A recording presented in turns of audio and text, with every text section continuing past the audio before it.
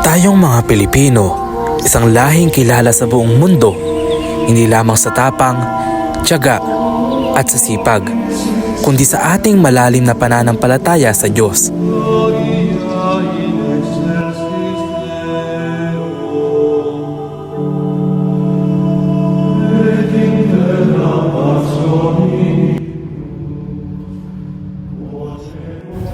Malamlam na ilaw, tahimik na paligid, isang tao ang nakaluhod at nagdarasal.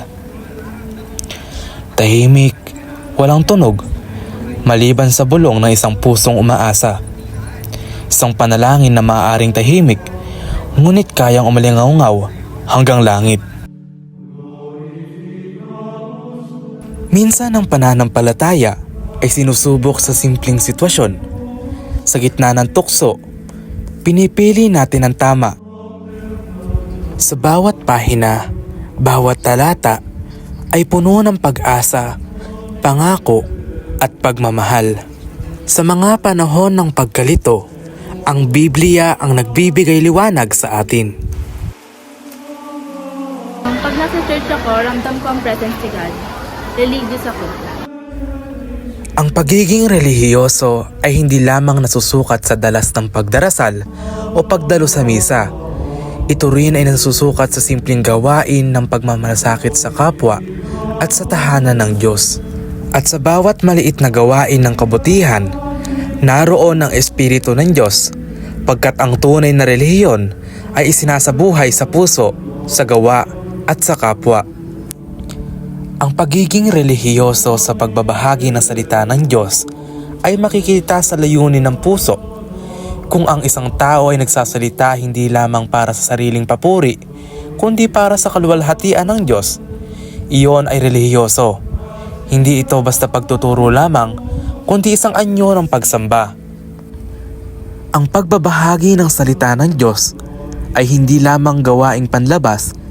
Ito ay pagsunod sa utos ng pananampalataya, pagpapakita ng pag-ibig sa kapwa, at pagpapalaganap ng liwanag ng katotohanan. Sa bawat araw na dumarating, dala nito ang bagong pag-asa, bagong hamon at bagong biyaya. Ngunit sa gitna ng abalang mundo, may mga simpleng kilos na naglalaman ng malalalim na pananampalataya, kilos na para sa iba'y karaniwan lamang. Pero para sa mga tunay na nananampalataya, ito ay sagrado. Hindi lahat ng mag-asawa ay pinipiling magsimba ng magkasama. Kapag ginagawa ito linggo-linggo, ibig sabihin ay inuuna nyo ang Diyos sa inyong relasyon. At iyan ay isang malinaw na relihiyosong prinsipyo ng isang tao.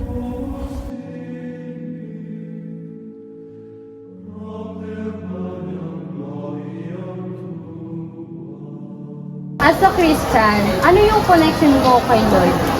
As a Christian, ang connection ko kay Lord is ang pagdadasal araw-araw. As a Christian, saan ka kumukuha ng lakas? Nagbabasa ako ng Bible araw-araw at doon ako umuhugot ng lakas. Religious ako. Religious ako.